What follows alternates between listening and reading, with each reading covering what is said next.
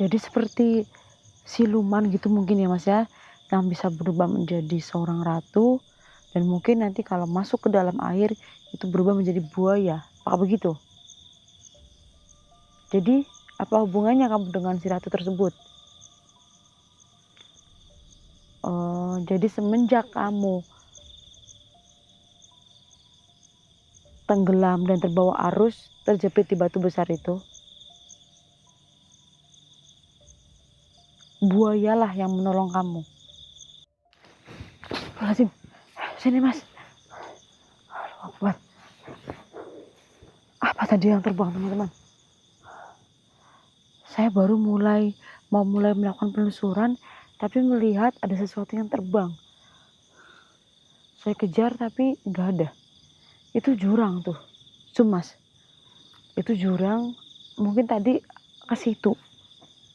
Seperti cahaya, tapi nggak jelas juga atau selendang ya teman-teman.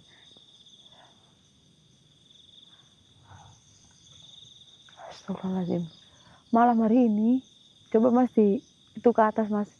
Malam hari ini lumayan cerah teman-teman. Banyak sekali bintang. Apa yang saya lihat tadi bintang jatuh ya. Tapi seperti kayak berwarna hijau gitu. Yaudahlah teman-teman. Itu urusan nanti. Yang penting tujuan kita ke awal aja ya. Sebenarnya malam hari ini saya tuh mau penelusuran di sebelah sini. Jadi ada kali kecil. Nah itu di seberang kali. Cuma karena tadi saya melihat ada sesuatu yang terbang ke arah sini. Ya udah, nggak apa-apa. Yang penting kita masih sejalur teman-teman.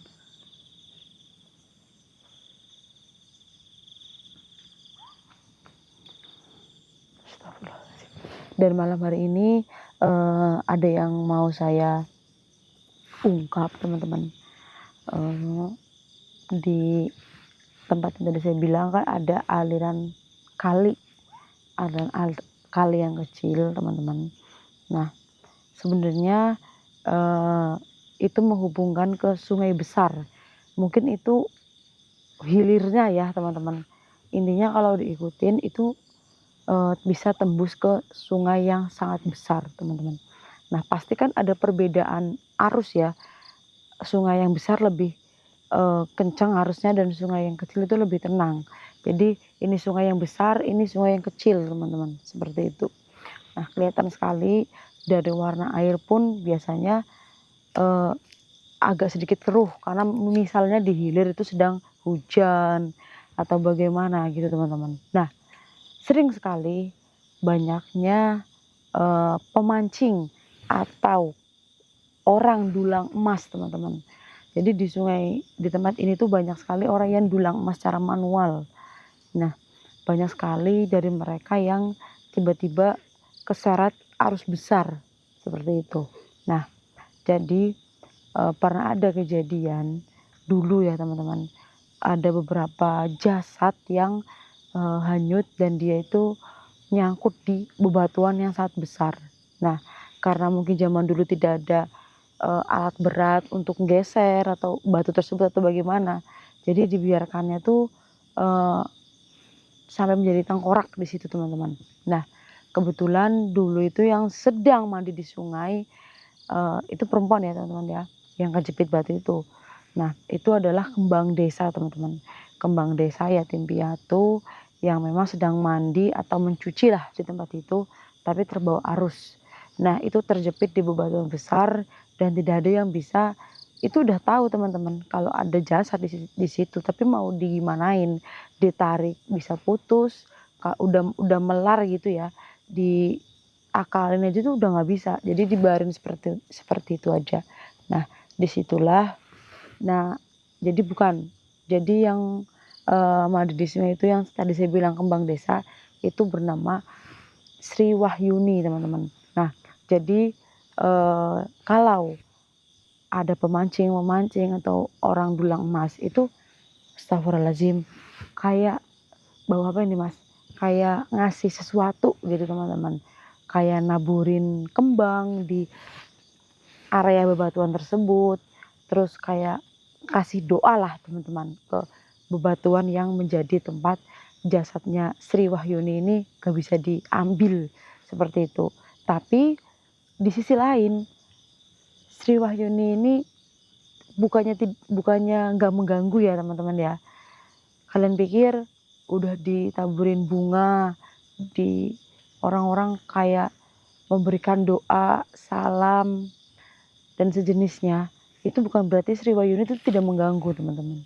Nah, jadi dia ini sering sekali jika ada pemancing atau penambang yang misal mandi di sungai dalam keadaan telanjang, pasti si Sri Wahyuni ini akan menarik kakinya dari bawah. Itu menurut saya itu menyangga teman-teman, menurut saya. Tapi karena orang-orang meyakini masih ada ruh si Sri Wahyuni tersebut, jadi yang membuat warga yakin yang menarik itu adalah arwah dari kembang desa yang dulu pernah tersangkut di bebatuan tersebut. Tapi kalau menurut saya itu bisa kayak menyangga gitu teman-teman. Makhluk yang rambutnya panjang, kukunya panjang, terus tidak ada ujung, itu kalau menurut saya. Tapi karena mereka meyakini hal tersebut masih ada arwah dari si kembang desa tersebut, ya udah kita hargain, kita ungkap aja apakah benar si kembang desa tersebutlah yang setiap kali ada pemandi di tempat itu yang terlanjang akan ditarik teman-teman. Astagfirullahaladzim.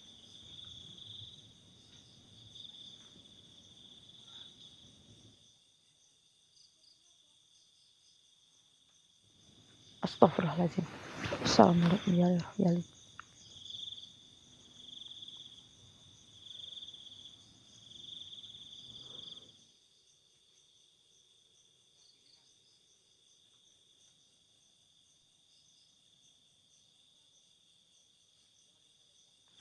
Astagfirullahaladzim.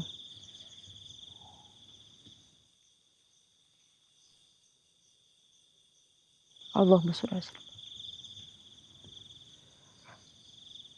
Saya mendengar ada seperti suara seperti perempuan bernyanyi teman-teman.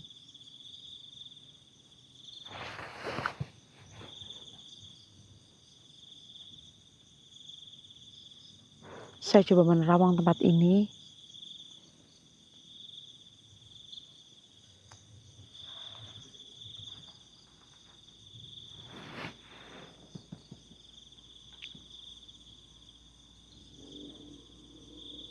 Sri Wahyuni, silahkan tunjukkan wujudmu di hadapan saya.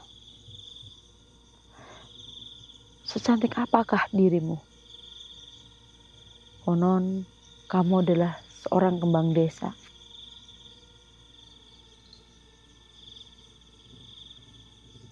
Banyak laki-laki yang terpesona melihat kecantikanmu. Sekarang tunjukkanlah seperti apa wujudmu dan seperti apa kecantikanmu.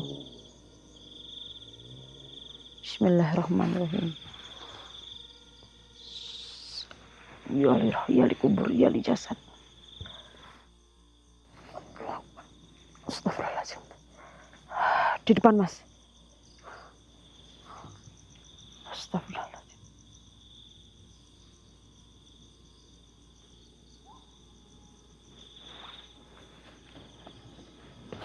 Lewat mana ini? Allahu Akbar.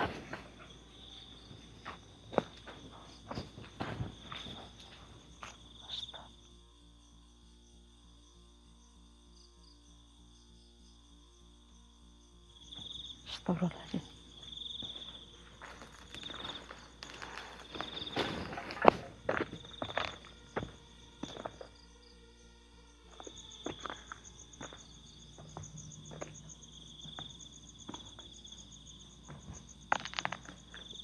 Apakah benar kamu si kembang desa yang sempat hanyut di sungai itu?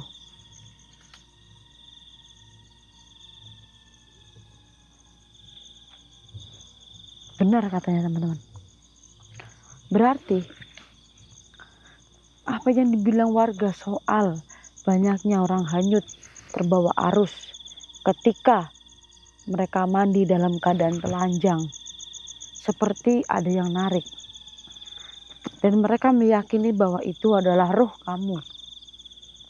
Karena mungkin dulu jasadmu tidak bisa dievakuasi sama warga ya teman-teman. Jadi warga beransumsi bahwa yang menarik mereka ke dasar sungai itu adalah ruh kamu. Benar katanya Mas. Kenapa begitu?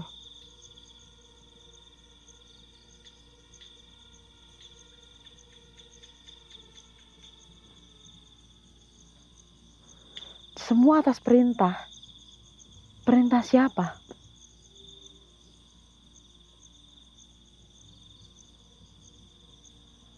Oh, ratu buaya. Jadi seperti siluman gitu mungkin ya Mas ya, yang bisa berubah menjadi seorang ratu dan mungkin nanti kalau masuk ke dalam air itu berubah menjadi buaya. Apa begitu? Jadi apa hubungannya kamu dengan si ratu tersebut? Jadi semenjak kamu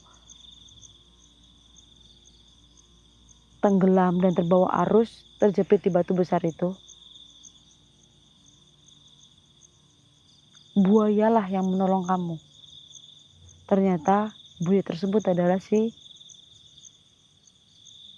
Dewi itu yang jelmaan Mas. Dewi buaya, ratu buaya.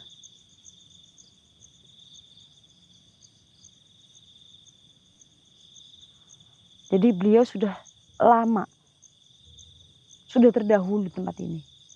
Jadi mau gak mau, kamu menjadi pengikutnya di alam sana. Jadi kamu ditugaskan, jika ada orang yang tidak senonoh di area kali tersebut, kamulah yang bertugas untuk membawa mereka ke dasar sungai. Kenapa hanya orang yang telanjang saja? Karena ratu buaya tidak suka bahwa tempatnya itu intinya tercemar dari hal-hal yang buruk Mas. Yang namanya kita mandi di alam terbuka kan bisa aja pakai celana pendek atau singlet. Jangan telanjang begitu intinya. Jadi itu mengundang aura negatif Mas oleh makhluk-makhluk yang ada di sekitar situ. Makanya si ratu buaya menyuruh umpama ajudannya gitu ya teman-teman, untuk menarik mereka ke dasar sungai. Memang benar itu hanya yang telanjang saja. Jadi yang berbuat tidak senonoh, yang tidak disukai oleh ratu buaya, dan yang melanggar aturannya juga. Tapi paling banyak itu yang tidak memakai pakaian.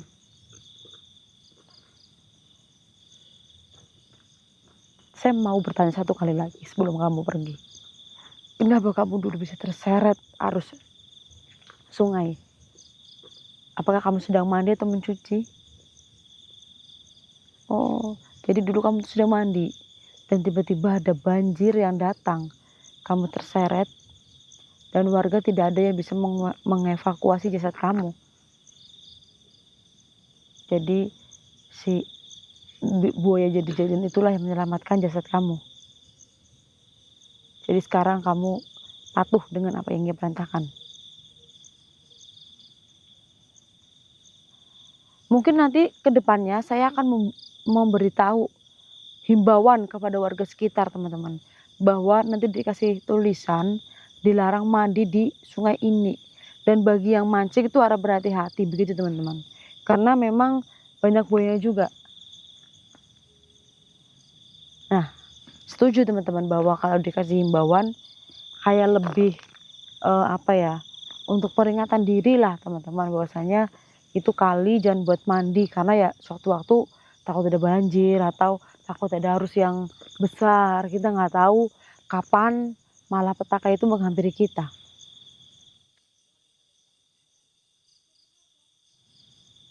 Berarti kamu setuju dengan apa yang tadi saya ucapkan? Saya harus menghimbau warga sekitar, saya kasih tulisan di pinggiran kali bahwa ada tulisan dilarang mandi di sungai ini. Itu untuk minimalisir banyaknya orang yang tenggelam. Baik,